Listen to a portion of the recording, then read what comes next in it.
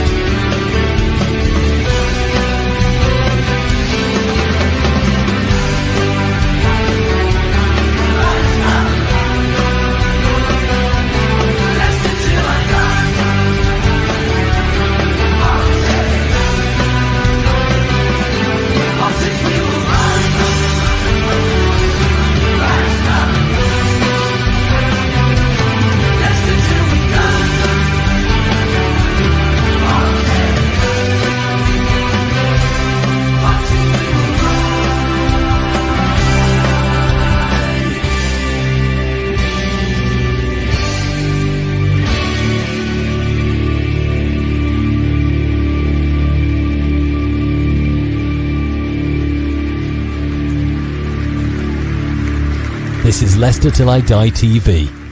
Watch and subscribe on YouTube and listen on your podcast platform. Good evening, everybody. How are we doing? Welcome along. It's over. It's finished for at least another 6 weeks. No more international football. Did you watch it? I'd forgotten it was on. I just joined the Andorra game just after England had scored, and the commentator said the floodgates will now open. Yeah, I'm glad I didn't stick and watch it, and I didn't then bother even turning up for Serbia. But proper football's back now. Yes, the Championship is back tonight. In fact, Ipswich are playing, probably due to kick off in either 30 minutes or 45 minutes. But we don't want to talk about that. We're going to talk Oxford-Leicester. Good evening. Welcome along. This is LTID TV from Leicester Till I Die. Good evening to Andreas. Good evening to Gray as well. And if you are in the chat, please do remember, like the video and subscribe. It really helps. If you're watching on catch-up, you can do exactly the same as well and add your comments in below. And if you're listening via your favourite podcast platform, as I know a lot of you do, thank you very much for doing that indeed. It was a very short press conference that was uploaded. I mean, they don't upload the whole press conference anyway. It was, as my guest this evening, Steve, said, they did do an interview with the BBC, which I haven't had a chance to watch yet. I'm such a busy man. But this was very, very short. But we're going to get into it. We're going to watch it, what he says, and then we'll discuss it with Steve. But let's pass you over to Marty and see what he's got to say. Just looking at the team news ahead of the game this weekend, any fresh injuries in the squad? No, not actually. Lucky in that sense, because it's always a bit of a worry when the players are going in international duties. The only one who came a little bit earlier with a small, he picked a little bit of feeling on his hamstring was Louis Page. But yeah, the examinations that we have done shows that he's good. Obviously, he had this feeling still, but everybody else is okay. Will Louis be available for the game this weekend? Probably available, yeah. Then it's about how much risk we want to take with him. But he trained today and he was looking good. Two of your other players that have been on longer-term injuries, Bobby D. Cordova-Reid and Victor Christiansen, how are they doing? They're doing really well. Both of them training with the team in different stages, I will say, of the different kind of injuries as well. But both of them participating, doing well, and probably at least one of them will be available for the game. And of course, you've got 4 new players through the door over the last couple of weeks. Are all 4 of those available this weekend as well? Yeah, everybody looking good. Again, coming from different situations, because Aaron was playing and involved with the dynamic in the Burnley, while Julian came from a different kind of precision, so to say, with Feyenoord. Fran, obviously, we know that he started the precision with Betis, but at some point he was training by himself after he left Betis. So it's different situations. James obviously been involved with the Welsh national team, but he played 65 minutes each in the last game, so all of them in a good spot. Just looking at the transfer window, you mentioned your 4 new players there, 3 of those on deadline day, and of course Francisco who came afterwards. How pleased were you with the work the club were able to do in bringing those players to the club? Yeah, as I said, I think it was a lot of work behind the scenes. We were preparing. We knew that some of the situations will unlock, unfortunately perhaps, or whatever it is, except that it could be in the last day of the market. But I think we did what we had to do, bringing players that are hungry to show themselves, covering some of the needs, the positions that we felt that we need some help. And I think overall I'm satisfied with the way they arrive to the club with a lot of desire to show themselves, and now it's up to us to help them to show the qualities, but up to them as well to perform and to show that they are good players for Leicester. How big an impact do you think they could have, not only on the team and on what you're trying to do internally, but also actually on the pitch as well, and helping you achieve your goals this season? The expectations are always high. When you sign a player, you always want them to do well, and not only for individual reasons that they can give us the strengths that we are looking for when we sign them, but as well what they can bring into the group. And I'm a big believer on this. Not only team spirit, not only what happens behind the scenes, but at the same time, it's a long season. It's a lot of games in Championship. I'm a big believer that there is always a moment during the season for all the players, as long as they are switched on, as long as they push to get this spot in the 11. And sometimes it's gonna be harsh for me, for themselves, to not get involved. But the important thing is that what I've seen in the last days is that there is a clear internal competition for every spot, which is always healthy, in my opinion. There is a good mood, so everybody knows that we believe in them, we believe in the qualities, that we're going to use them in different scenarios, but that everybody can be important, and that's what for me it matters at the end. This is the first game against Oxford this weekend after the international break. How have you tried to utilise this time over the last couple of working weeks? Yeah, it's been very good actually. Sometimes international breaks can be a little bit tricky because you have some usually important players as well on international duties, but the guys have been applying themselves at really high level. We have been using the time, I would say, in a good way, and now it's time to show it on the game, obviously. But I think that we were training on some of the parts of our game that we wanted to improve, to understand each other better, to build those relations. And it's true that, again, some of those new players like JJ just arrived. Today was his first training, but it was very good for Julian, for Fran, for Aaron to get to know the other lads. And yeah, I think it has been quite positive. A trip to Oxford United on Saturday, what have you made to them in your analysis? Yeah, I think it's a team that I know well from last season already. I think that manager Gary Rowett did a very good job when he arrived, changing the dynamic. Team that is always difficult to beat, that is very strong on set plays. We need to make sure that we understand that despite what the table looks, it's going to be a difficult game, because it's always like this. It's always the case. If you don't start the game well, if you don't dominate the game in the way that we want to dominate, it's always going to be difficult. And in that sense, I think that all of us were very happy after the game against Birmingham because of the result, but still we had some truthful conversations about the things that we have to improve. Honest feedback about some of the things well below the standards of what we want to do against a good team, fair enough, but that we need to be better. And I think that these couple of weeks help us to understand what do we need to bring against Oxford. Matty, thank you very much. Best of luck this weekend. Thank you. Hello, Matt Elliott here. Hi, Alan Smith here. Hey guys, Ian Hume here. Hi everybody, Jerry Taggart here. Be sure to watch Chris and Leicester Till I Die TV For all the latest Leicester City news and information. You can also subscribe on YouTube and various social media channels. for the latest updates and news on Leicester City Football Club. Come on, you foxes! I saw my first Christmas advert today. Yesterday, in fact, my first Christmas advert, and I thought, my God, this is early, but in fairness, it was Disneyland advertising holidays, but somebody else that's already getting into the Christmas spirit. Steve, ho, ho, ho. Hello. Yeah, no, I mean, if you've got it, why should you only wear it for 1 or 2 days a year? Why not wear it for the rest of the year when it gets cold? So, Christmas time and autumn, I guess sort of Halloween time and then Christmas are my favorite times of the year. So let's bring it in early. I absolutely love Christmas. In fact, I'm chomping at the bit. As you know, I do a radio show Saturday and Sunday mornings, and I'm chomping at the bit to play the first Christmas song. And I'm being held back. I'm holding myself back until I want to try and get bonfire night out the way, because then I feel like it is really Christmas, but I don't know if I'm going to be able to. But welcome along. Birmingham, sorry, we beat 2-0 last time out. Seems a long time ago now. We've got Oxford tomorrow. Before we get to talk about the press conference, which was, I say, a short one, you managed to get a ticket. You go in tomorrow. Your thoughts on the game? Yeah, I'm looking forward to it. It's going to be my first trip down to the Kasan, which is a very strange ground with only having 3 stands and then a car park behind it.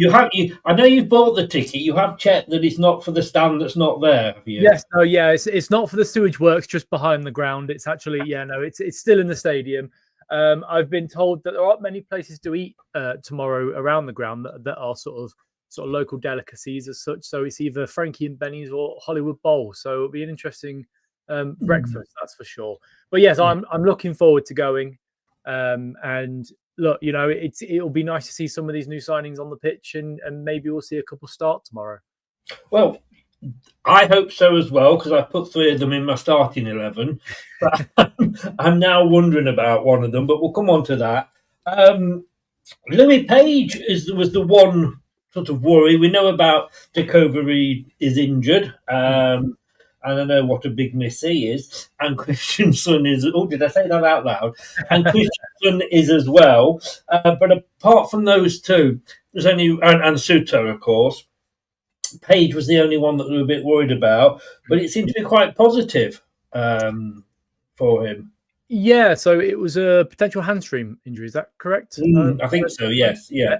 They can be quite tricky. So if it's not a level of sort of, because it's graded on sort of 1 to 4 or something like that. So severity looks quite, if he's coming back and he can play, then it's not a long-term injury, which is good.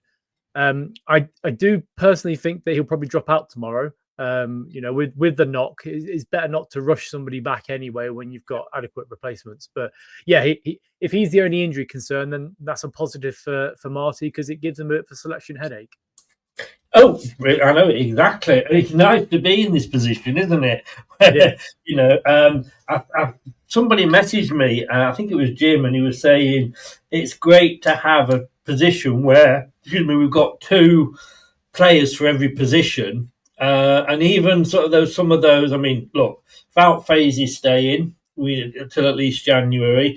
But it's that's confirmed now, isn't it? Because the transfer window for Turkey's closed, so he's here till January. The Saudi Arabia, but I don't think he's probably top of their list somehow. But yeah, complexion, I think he'd struggle in Saudi Arabia, to be honest. The hair, did it give me too hot? The hair and the complexion, yeah, I think he'd get a lot of sunburn, that's for sure. I think you're right. But I mean, talking of that, he may go in January now. But Marty's now got this team with the signings that have been added, and he knows what he's got to play with now for the next 4 months. Where before the window, like I joked, it was like a school assembly every morning, who's here, who's not here, because we were selling players, every other day. But he's going to be happy now, hasn't he? I mean, he's got rid of some of the, he only wanted a small squad. He's still got a reasonably big one. But it's going to, if he's done what he's done, which is 3 wins and 1 loss, not knowing what, who's going to be there, who's not going to be there, surely it's going to be good, looking ahead. You'd like to think so. So the positive about an international break is that you have the majority of your squad still there. I know we lost sort of Jordan Ayew and some other players to England in 21 and whatever. So, we're going to have lost a couple of players for sure, but the nucleus of the squad and the new signings were there apart from JJ.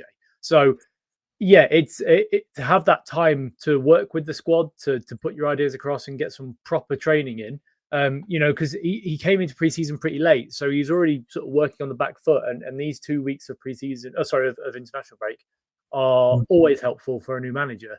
Yes. Yes, I think having a settled squad now till January is important. We and then the fact that we've signed a midfielder means that we're not relying on people that may not want to be here in sort of the Harry Winks sort of situation anyway. Yeah. But no, I think it's only a positive that he's got a settled squad, and he he's saying all the right things that you need from a manager that wants to push the club along. It's nice to actually have press conferences that are interesting, aren't they? I mean, Brendan Rodgers was probably one of the most boring. Even when we were doing well, I used to fall asleep, and obviously Rude's last season. I'm a bit worried because I didn't watch the BBC interview yet. I've still got to do it. Gray says all he'll say about Bobby de Cover-Reed is watch the Marty BBC chat. Please, okay. I can elaborate on that for you if you like. Please do. Yes, please do. So he got asked the question of who does he think is one of the better technical players at the club, and who's impressed him since coming in. And he basically, I didn't get to work with Bobby out in pre-season because he wasn't here. And he's come back, and he's a player that can pick up what we're saying really quickly. He's enthusiastic, and he can play in several positions, which is always helpful. But in regards to training, he's the first one to be like, yeah, let's pick it up and run with it, sort of stuff. So it was all positive from Marty with De Cordova-Reid, which is not ideal for Leicester fans that don't rate him. But I think he's got an important role to play this season because he's that experienced head. He's still doing. And Marty did say that there's not many players in the Premier League that can have a career like that and not be considered an experienced professional. Yes, and look, like I said, we've not seen him under Marty, and as I always said, I think Gray was saying that I got my wish about getting the goalkeeper, and for me the jury's out on the particular goalkeeper, but until we see them kick a ball under the new manager in anger, then we can't judge them. And I always said, when we sacked Rude, every player got a clean sheet, and that has to include Bobby de Cover-Reid because we're judging these players under the muppet that was Rude, and that's probably unfair to them. Yeah, well, I feel like Gray just said, it's a clean slate for players, but I've always been a bit sort of with the term clean slate because yes, by all means, we should get behind the players for the season and encourage them to do better. But you can't forget the stuff that's happened in the past as well. But you can put it to one side because we're a new manager now and just hope that they pick up what he's putting down and, that they're enthusiastic and want to play for the club. So, yes, for me, it's not so much a clean slate. It's like it's been washed under the tap, but it's ready to go in the dishwasher slate, Yes, yeah. But like you say, we have seen before where new managers come in and players have responded well, and suddenly, I always quote this one, obviously Vestergaard and Enzo, but we wait and see. Time will tell, as they say. The next bit, you're talking about the new ones that are coming in. Bit worried. I think was it JJ? He said has only had like today's training, or it was yesterday, so he'll have only had 2 days training.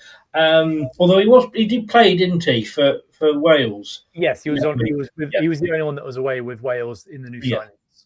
But so he should be fit enough and ready to go, shouldn't he?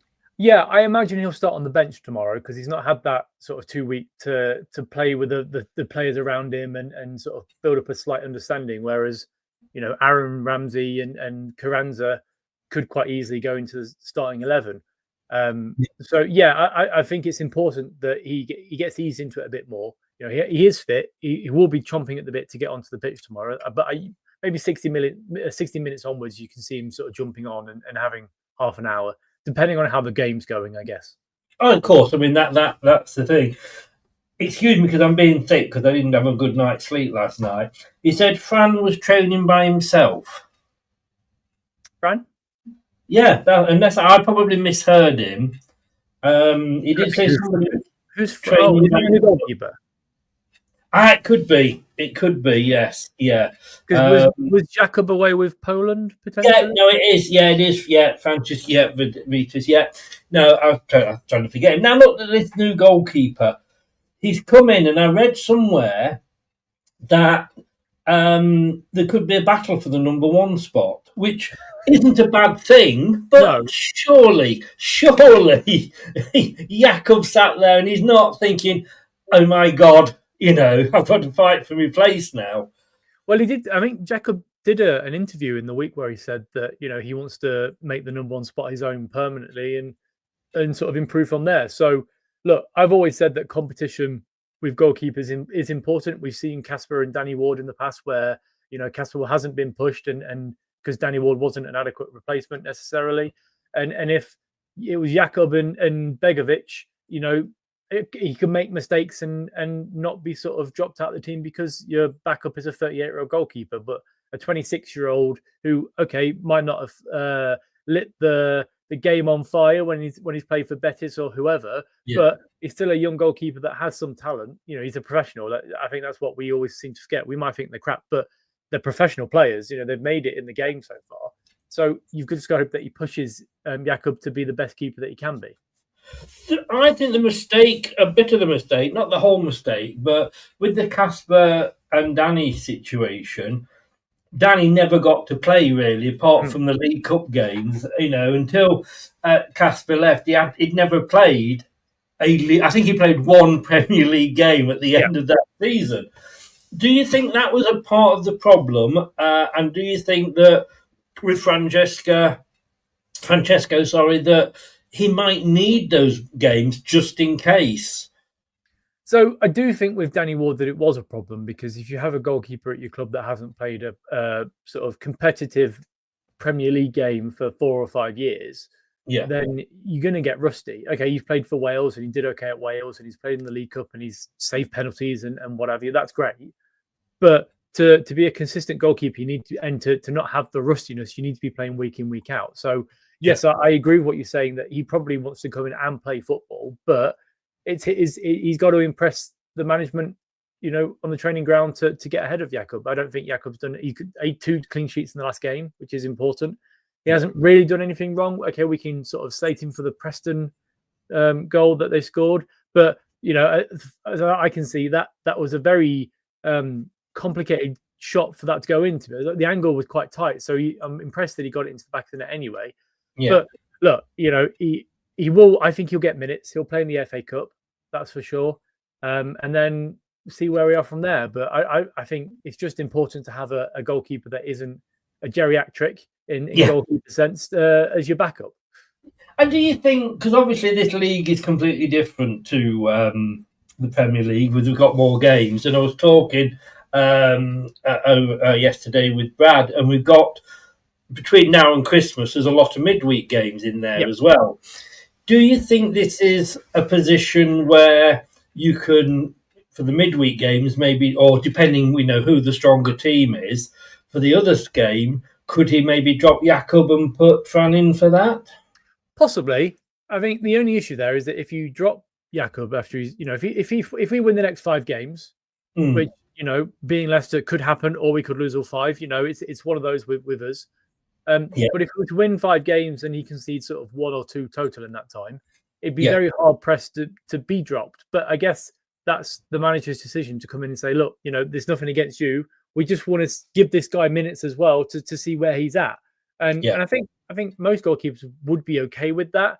I can't imagine Jakob is the type to kick up a fuss and let his ego get ahead of himself, that's for sure. So that might happen because, yes, there is a lot of games coming up. Just looking at my calendar now, and I'm like, there's a lot of things coming up football-wise. So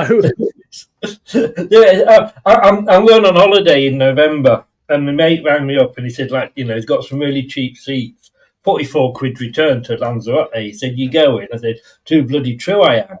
And he said, "Oh, will you be okay with the football?" I said, "Well, there isn't any time between now and then. I can't not miss a game. I'm going to always sort of probably miss a game in some form or another." Yeah, I've got that problem at Christmas because, as I said to you the other day, December time is my busiest period because we shut down on sort of the 20th or the 19th because hauliers are a pain in the arse basically, and we have that time off. But I go away after the Boxing Day game. So I'm watching the Boxing Day game and then we're going straight to the airport and going from there. So, and I'll be away for 4 or 5 days because we're going to Portugal for a few days. But it's just like trying to fit in like a holiday around football, work, and all the gigs we've got. It's just impossible. It really is. And you know that your flight will get changed, and you go in the mid half time on the Boxing Day. Yeah. Something that Marty brought up, and I want to talk about this because it's team spirit.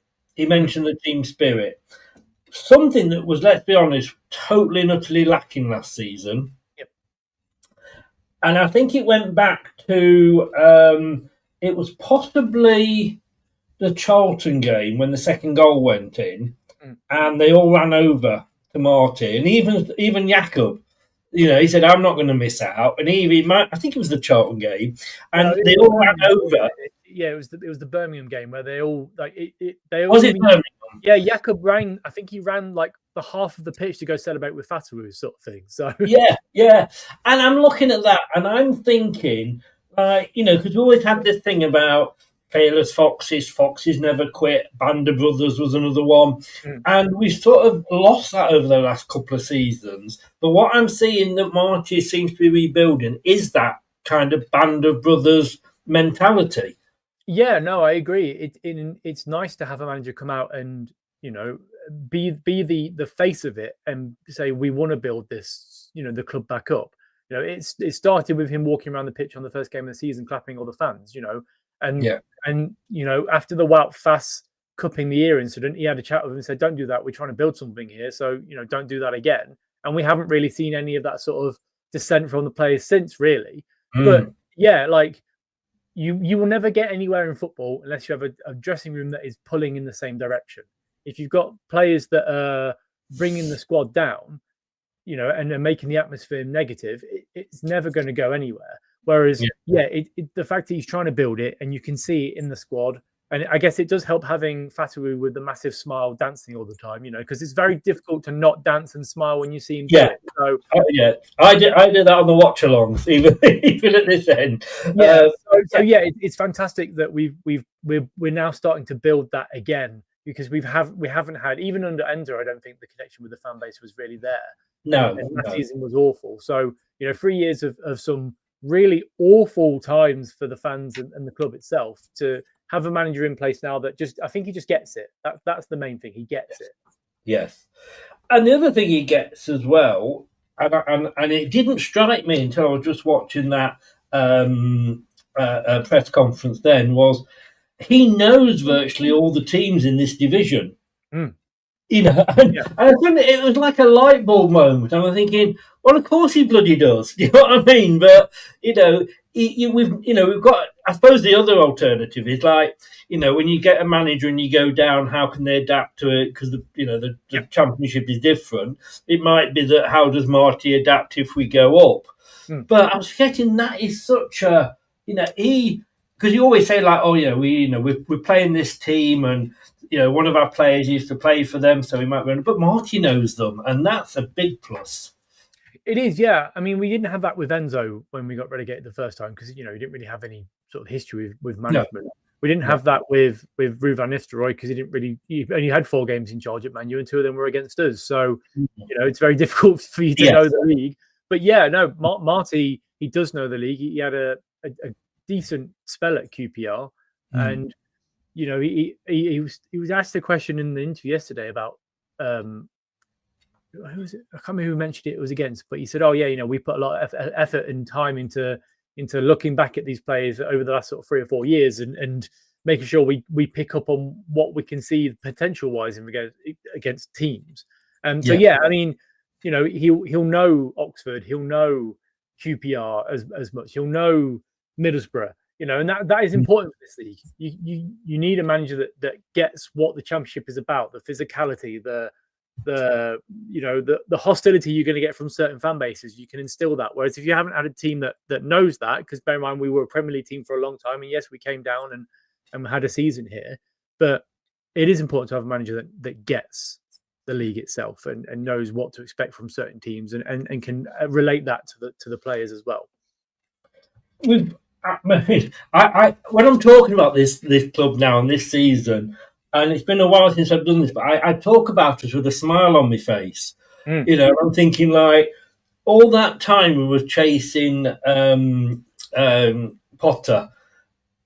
He's all right. I mean, he's not gone down well at West Ham. They want him gone. They got a win the other week, but I think we dodged a bullet there. And when you look at it, and even with Danny Roll, I think we probably have got the best one we could have got. Yeah, I actually agree with you. Like, I was a big Danny Roll lover, and I wanted him at the club. But also, I mentioned several times before that we're on sort of X and all over the place that Marty would be a good fit for this club. And he's come in and he's gone to visit the clock tower, had fish and chips with Gillen Balagay. He's been on Radio Leicester, which hasn't happened for 15 years or so. He does get it. He's a young manager that's progressive. And he said, again, like, I'm going to hark back to the interview that you had yesterday that I know you don't watch, Chris, but please do. That if he leaves in 18 months, 2 years, or 10 years, he wants to make sure that he's remembered for the right things and not the wrong things. And he wants to build something. And that's nice, because you're not going to have, if you had Graham Potter, he's probably looking every time at what job he can move up to.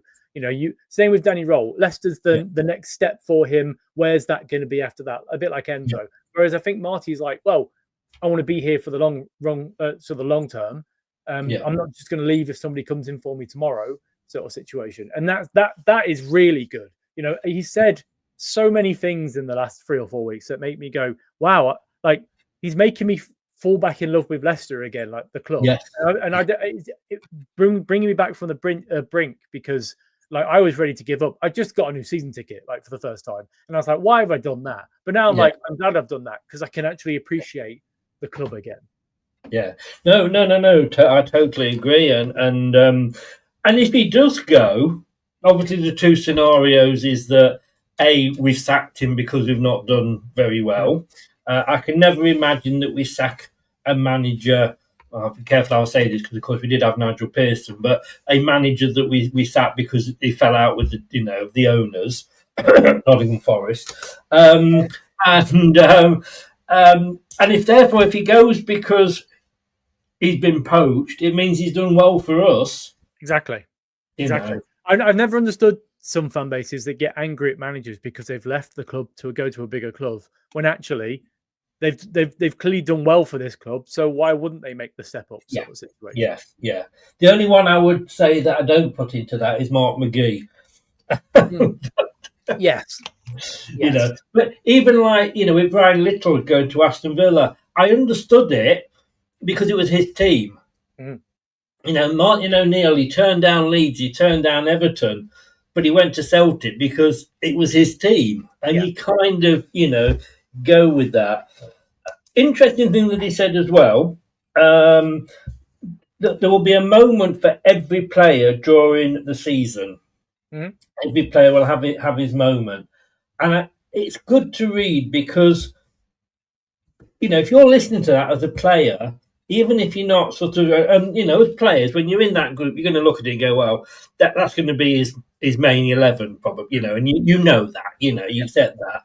But when he comes out and says things like that, and you can dismiss these things as well, it's, like there's a throwaway line or something, but it would give players hope that weren't in that first 11, if you like. Yeah. So again, back to the interview yesterday, he did say that he wants. The reason he wants a smaller squad is because he wants to make every player feel important. And that's key. You're like, because if you go a game, like if you're Patson Daka and you spend the next 4 or 5 games not coming on the pitch, which actually it's probably a bad example, because I think he's the only striker we've got other than Carranza that can play up top. So take a set of Ben Nelson, for example. He's not really featured in the league at all this season. He knows that he's going to get minutes at some point, and if he impresses, he'll keep that position.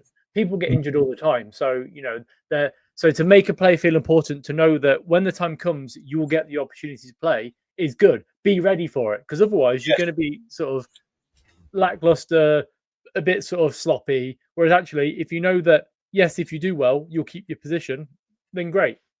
Yeah, you look at it, and I always go back to Yuri Tielemans under Brendan Rodgers. He didn't want to be there. He wasn't playing particularly well. I don't think he should have been picked. And if you're in that position and you're watching him and going, why does he keep getting picked? He's bloody rubbish. It's disheartening, isn't it? Yeah. But the good news is, I don't think that Marty will actually ever leave us for Chelsea, because of what he said then is that he likes a small squad. When he goes to Chelsea, he's going to have the fucking British Army's worth of players, isn't he? So he's not going to be happy there. Yeah, I mean, I'm surprised that if you walk around sort of Chelsea's training ground, you open up the little sofa box, where the seat lifts up and there's players in there all stuffed in. So there's too many players. Yes, yeah. That was just an aside. Interestingly, and aside from the press conference, but it may have been mentioned, as he may have said it yesterday, but the squad's been announced that he's picked. Interesting, Harry Souttar's in there. Yeah, I imagine he would be, because he'll be fit towards the end of this year. I think at the end of November time, isn't it? Yeah. So it gives him a month to feature in some games, and if he's not registered when you have the spots to register them, he's not going to get any football. Whereas he can come back and be a part of the squad and make his return, and then maybe leave in January to go out on loan. I don't know, but at least he's an option, that's for sure. And we've still got 2 spaces available. That's the interesting thing. You think, we've still got a fairly big squad, but no, if there are any more free signings, we've got 2 spaces. I can't see any more coming in now. I agree. Yeah, I think he's happy with how he is. The next time we'll see potential movement is January. I think we'll bring a couple in still in January and move a couple more out. So. No, I agree. Sorry, I just found a bit about Stalochik and Fran fighting for the number 1 place. But yeah, I like Harry Souttar. I've got to say, I feel a bit embarrassed with Leicester, because we seem to have ruined a lot of players' careers. And I'm not saying like Daka, because he's had the chance and he's, in fairness, fluffed it, every time. But they're like a Koulibaly. And like we've bought some of these players in, and we don't play. Why do we buy these players in and then not play them? And Souttar, he knew that division. All right, you could argue, well, we were winning every game anyway. But I think he's a really good defender when he's not injured. Yeah, well, the problem with Souttar is that he signed in the season we got relegated, and we brought in a manager that changed the style of play entirely, which meant that he needed a defender that could pass out from the back and be a bit calm under pressure. Whereas, you look at Harry Souttar, and calm under pressure and passing out from the back isn't his main qualities. I would say being a big lad in the box and putting in tackles is his qualities. And yes, I think he should be given a chance this season for sure. He should have been given a chance last season but we decided to loan him out to Sheffield United instead for some reason. But I think he would have done a lot better in that central partnership than some of the players we had. And then obviously we lost Vestergaard because he had a falling out with his dog and everyone else. So, I think he would have been a better player for us last season. But, he had a good season at Sheffield United, and he would have signed for them if he didn't get injured, if they got promoted. So, yeah, give him the opportunity. But then I guess at Leicester, the issue there is that if you play Harry Souttar, who are you going to drop in his place? And will you then, Ben Nelson and Okoli are both young players that need football to improve. And Ben Nelson is somebody that's been linked to big top clubs in the Premier League. I wouldn't want to lose him because we've brought in Harry Souttar over him sort of situation. No, I agree. But as part of that squad, and you've got to think, if Faze doesn't go in January, he's gone at the end of the year anyway.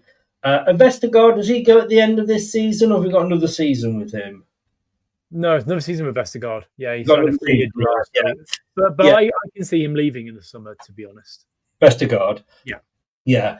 So having Souttar there as like that extra one you can, bring on for the last 10 minutes to give you an extra player, alongside Okoli, if Vestergaard, if he stays, and obviously Nelson, I think he's still, got a part to play for us.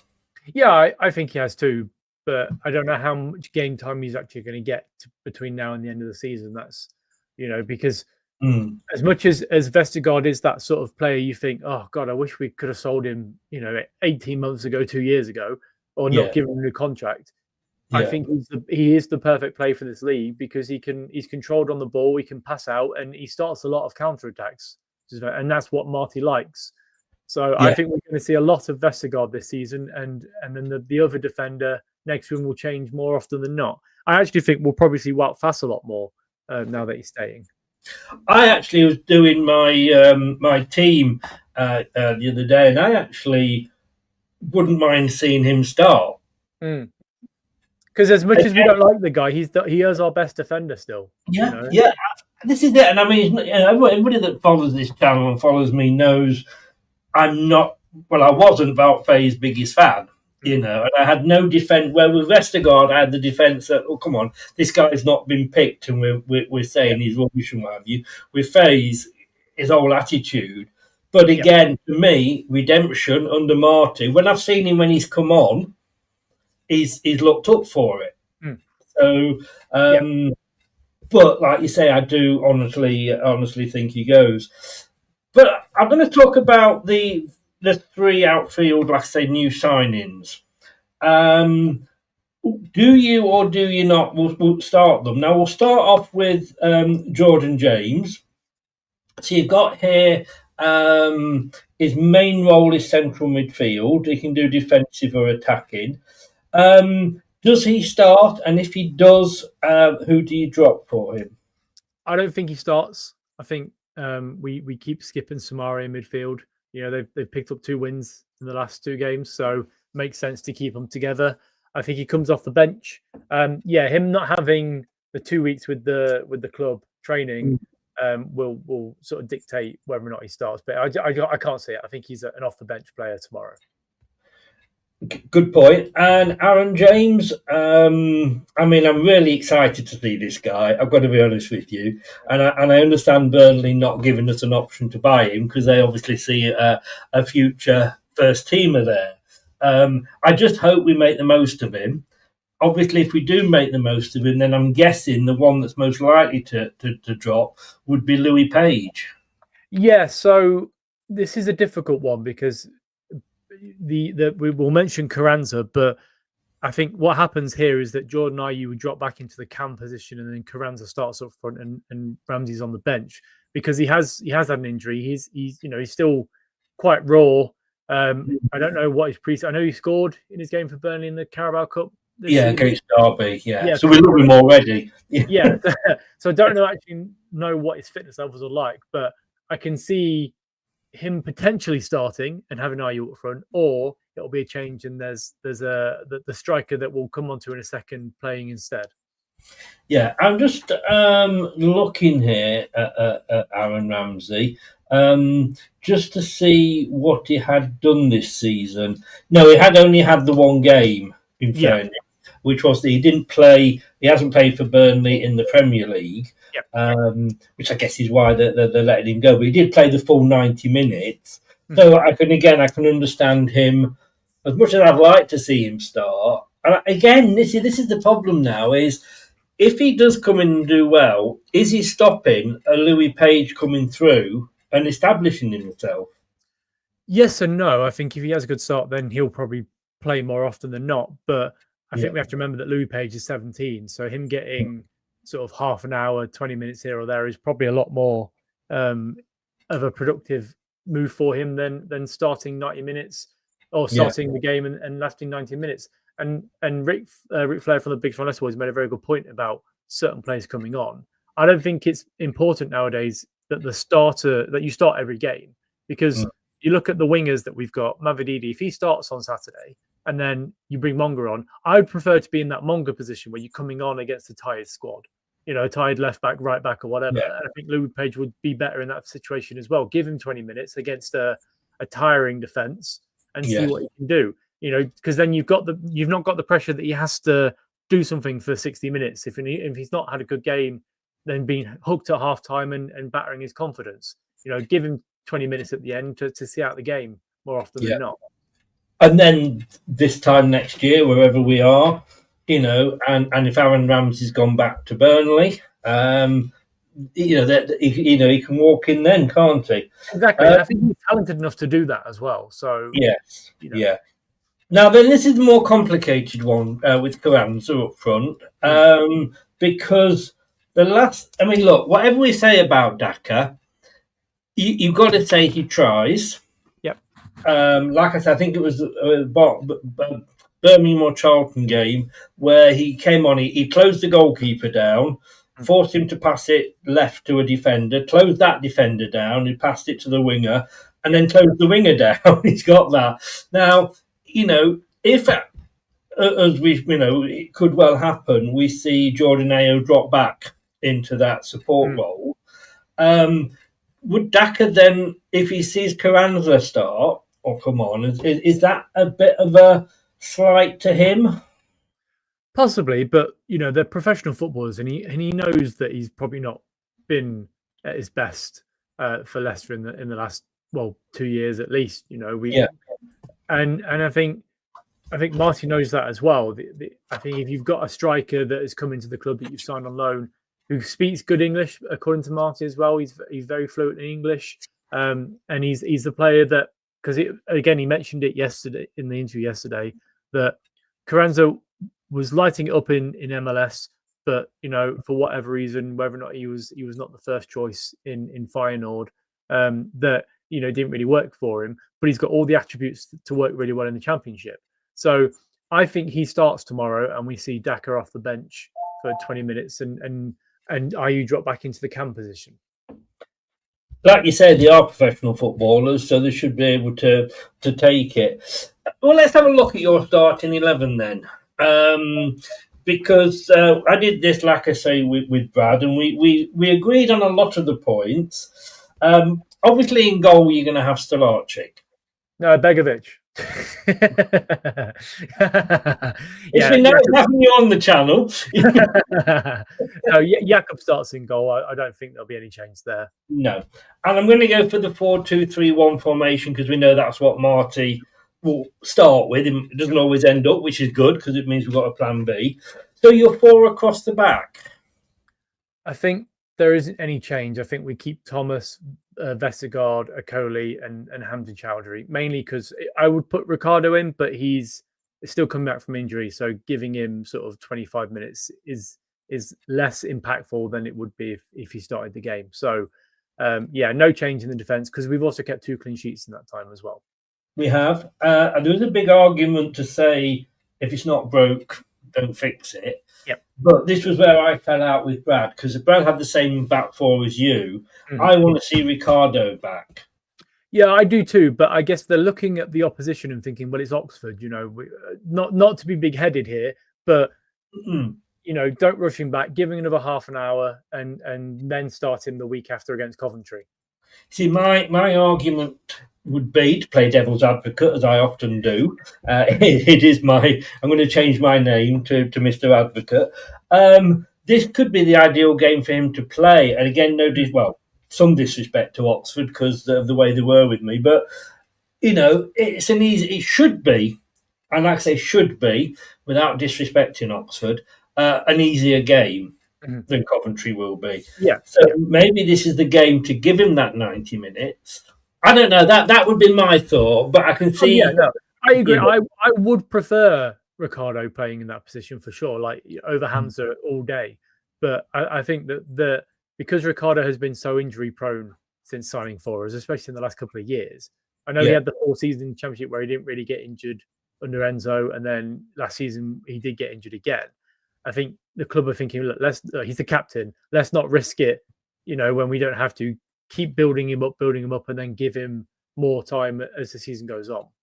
I think my worry is that I so want to see Hamza in that defensive midfield role because that's obviously his main position. He's very good at right back, better than we remember as he was before. Yeah. Maybe that's because of his loan last season where he played mainly at that route. And he is a bit of a utility player. But he's not a Phil Neville. He's a pretty decent utility player in my eyes. But I would like to see him as one of the 2 defensive midfielders. Oh, so I actually don't think we will see him as in that position. I think he's now effectively the right back or the backup right back for the club, because you've brought in JJ, you've got Skip and Samara, you've got Harry Winks still at the club, so he's going to be crowded out in that position. And I think by the sounds of what Marty said yesterday, Samara is a key player for him. So I just can't see him being dropped. No, and that's the point. You see, I would drop both Samare and Skip, but that's just me. That's just football's opinions, and that's my opinions. I guess then, from what you're saying, you're going for Samare and Skip. Yeah, unfortunately, yes. Again, it's that situation where two clean sheets and played pretty well against Birmingham. It's fine. It's fine. So yeah, as much as I'd like JJ to come in and play in that central midfield role with Samare, I just don't think there'll be any changing of that midfield either. Do you bring JJ on, and if so, which one of the two do you take off? And I know it would normally you're going to say, well, depends who's playing the worst. That goes without saying. But if you just want to freshen things up and bring some fresh legs on, do you bring JJ on at some point during the game? And if so, who of those two do you take off? I think you do bring him on after about sort of 60 minutes, maybe 55 minutes. Yeah. And then out of the two, my guess would be Skip, because he seems to be in the more sort of box role. So he's the one that will drop out for JJ, and Samara will sort of sit a little bit deeper with the defence. Makes sense, because Skip is the one that has been being taken off, isn't it? For weeks, it's nice that we can actually have a discussion about who we would bring in, and we've actually got, not just one player that we've got to bring him in. And Michael, thank you very much. He agrees with me as well, so I'm not on my own there. Thank you very much, Michael. So I'm not the only one. All right, then the three. Now this is going to be interesting. The three across, behind the striker. So, I mean, Abdul starts. He's the first name on the team sheet for me every week if he's fit. I think you do play Mavididi still. My issue is with Monga is that, as I said earlier, you want to be that impact player. And if Mavididi is being frustrating for 60 minutes and the fullback gets tired and you bring Monga on, I'd want to be in that position rather than starting the game. So I think Mavididi will play. And then in the attacking midfield role, I think Jordan Ayew drops back into it. I think Ramsey will come off the bench at some point. But I think Ayew will play, because he scored a couple in the week for Ghana as well. So Oh, the thing is with Ayew, you know what you're getting. He knows where the goal is and what have you. Well, sort of. We haven't seen much of it, but I think he knows roughly where it is. But he's. Whilst I said at the start of the season that unless we bring anybody in, which obviously we now have done, that he would be playing that lone striker role, because he can hold the ball up for players to run onto him, and he can go down and get a free kick if there's no options. He's very good on that. Which when we bought him, is what his last team fan was saying to me. I agree with Monga, what you're saying about Monga, but I slightly disagree with this again, because he does have more impact as a sub coming on. Now, I don't want him to always be tagged with that, super sub role. I'm old enough to remember Fairclough from Liverpool. You've probably never heard of him, but Ole Gunnar Solskjaer would be the one that comes to mind for me for super. No, that's another good one. Yeah, another good one. But he is still only 16. He has still doing his A-levels. He's got 2 years of doing his A-levels, so he can't be playing and starting every game. And like I say, when his most impact that he's had for us this season is coming on as a sub against teams towards the end, like you say, when they're tired. Mavadidi's been a little bit disappointing for me this season. Fatwa was like he's never been away. Mavadidi, I suppose he set himself such high standards last time we were in the Championship that we expect him to do that. Again, I just wonder, with this being Oxford, could this be, because he will start some games longer because it's a bloody long season. We know we're going to have to use the squad. would this be sort of the game that you could possibly consider starting in because of who the opposition is?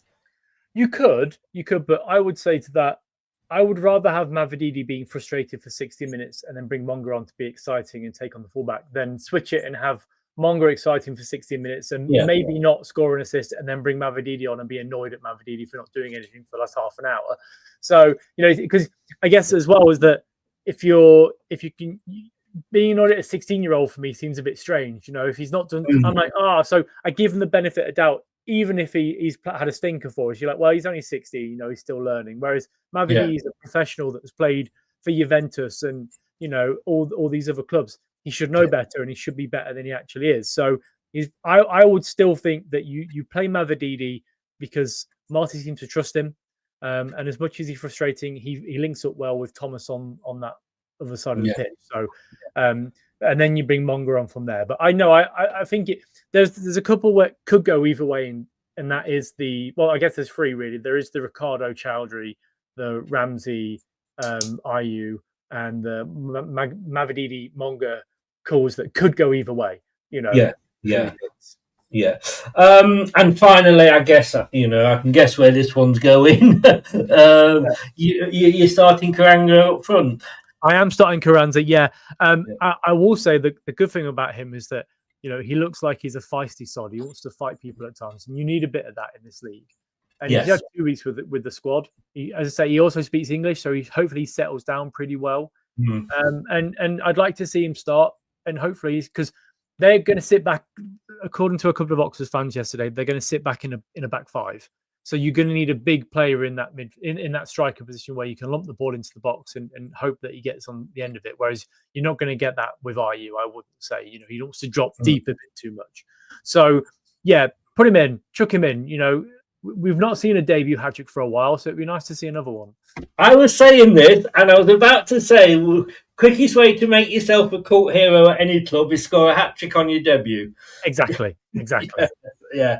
No, I've got him. Although I've not gone for 3 goals for us in the prediction league, I've actually have a fancy for him. Possibly getting a hat trick tomorrow. Again, not disrespecting Oxford. Finally, I want to just go back to Jordan James because he has said or suggested that he sees Leicester as more than a temporary stop in his career. I want this to be my home. I mean, it's close. Obviously, he's a Birmingham. Is he a Birmingham lad? He is, isn't he? Yep. So it's close for him for that. If it goes well, if he can do for us what we used to do, and we know what he used to do for Birmingham, we were on the end of it. All right, again, these are things that players say when they come in, because they will say, I only just come here for the season. I'll be off at the end, sort of thing. But I again, with both Ramsey and JJ, I just like what they're saying, and I like, it's getting me excited again, like I said earlier. Yeah, and I will put my neck out on the line here and say that. Sorry, excuse me. I would pay the €5 million for JJ now. I think he's going to be a fantastic player for us, and rather than potentially missing out because of some sort of loophole that maybe they find out, I would sign him now because he's the sort of player that we need in that midfield. He's the box to box. He's somebody who's going to give you the energy and battle, and he can also score. I see a lot of Andy King in JJ. And look, we had KDH, but before that, I can't really think of a decent box to box midfielder that we've had for a while. So sign him up now. I think he's settling in pretty well by the looks of it, and hopefully he's here for years to come. Do you think, because we've not really replaced KDH, have we? Do you think he's the one to do that? Yes, I do. I think they tried to bring Skip in to potentially replace KDH, which, they're not the same player at all. Whereas, JJ has those qualities. He has the engine as well. And also he said when he signed for the club that, he likes to go in for a tackle. And, how long has it been? I know we had Ndidi that put the foot in here or there, but I can't remember the last time we had a midfielder that put in a slide tackling and won the ball back. Whereas you can see that with JJ. That's what he likes doing it. So, it's nice. That's what you want from your defensive midfielders and your defenders. Again, one of the reasons why I would like to see Hamza at some point in that role, because he's not afraid to put the boot in, is he? But no, we've lacked somebody, that midfield general, if you like, for a long time now. Okay, let me ask you this then, because looking at this let me just change this round a little bit and bring that in. I actually predicted a 3-1 to Leicester. Josh went 2-1. What's your prediction for this game? I went 3-0. I think that we'll score early, and then they're going to have to come out of their shell a bit more. So I think if we score in the first 10 minutes, it'll be 3-0 for me. Possibly 4 with a Carranza hat trick, but that's just, I'm not predicting that, but I could see it happening. I'd forgotten I'd gone 3-1, because originally I was going to go 2, but I wanted to be different to Josh, who'd got his in first, so I went 3, and then of course I tied that in with the Carranza hat trick. Hopefully it won't be like England Andorra, where when they scored their own goal, the commentator said, "Oh, the floodgates are going to open now." Yeah, I mean, I would like to see some goals tomorrow. It's with a 12:30 kickoff. I'm having to leave here at sort of 7 o'clock tomorrow morning to get down there at a decent time, which is it's not ideal, but that's football, and we've got a couple of 12:30 kickoffs coming up with Coventry next weekend as well. So it's nice. I guess it would be nice to get back at a decent time, sort of. But yeah, I'd like it to wake me up a little bit. Get an early goal and get a Carranza hat trick. Are you one of the? Obviously, I used to have a season ticket. I don't now because I don't have transport. So getting from Bournemouth up to Hull with no cars is very difficult. And obviously, I do the watch-alongs. I love it. Obviously, the more we're on telly, because I get to be able to watch it live officially. But if we're on telly as much as we are, then it means we're doing well, and they want to cover us. Well, not necessarily, because they've already announced all the fixtures on TV until the end of December. So I guess it's a bit like Leeds last season, where every week they're on TV because they were the big draw of the league. Yes, so we're the big boys in this league by all accounts. So yeah, we should be on TV more often. But then I'm also one that is an advocate for ending the 3 p.m. blackout. Totally, yeah, because I'm still going to go to games. Like I'm going to watch Lincoln versus Chelsea in a couple of weeks because it's just down the road for me, sort of thing. Yeah. I'm always going to go to games because I enjoy going to football. And if it means that if I'm ill or Leicester play on a Friday night and I can watch football on the Saturday that isn't, by all accounts, taking a trip to Europe or America in the space of a couple of hours just to watch football, I think it should be accessible for people because it helps. The community around football is important, and having that to fall back on a Saturday when you can't make games, because it is expensive to go watch football nowadays. It's significantly more expensive than it's ever been. Yeah. And so it should be accessible for people to watch when they want to watch it. When I first moved down here, which was pre-Premier League win, and it was pre-Watford as well, the Watford, semi-final. I actually started to go because my son said, "Oh, are we going to go and see Bournemouth?" And I went, "I can't." And he said, "Why not?" And I said, "Well, for me, it's like having an affair. I can't go and see another." So I started going to watch Poole Town, who were sort of in like the 9th or 10th division. At that point, they were. I caught about the last 3 or 4 games of Charlie Austin at Poole before he left. And it was a great atmosphere, great feeling. I ended up I was started out as a steward for them, so I got in free, got a free drink and free meal, and then I managed to end up on the gate. So I had a little box. If it was pissing down with rain, I stayed dry. So I had a nice little do that. I didn't get paid, but I saw decent football, and like you say, if I lived in Leicester and therefore could get to the ground via bus or walking or what have you, even if it's on telly, I would prefer to still want to go to the ground to watch the game. Yeah, for sure. Yeah. So this 3 o'clock thing, it doesn't annoy me. But anyway, don't start me off or I'll get on my soapbox. Steve, have a good journey tomorrow.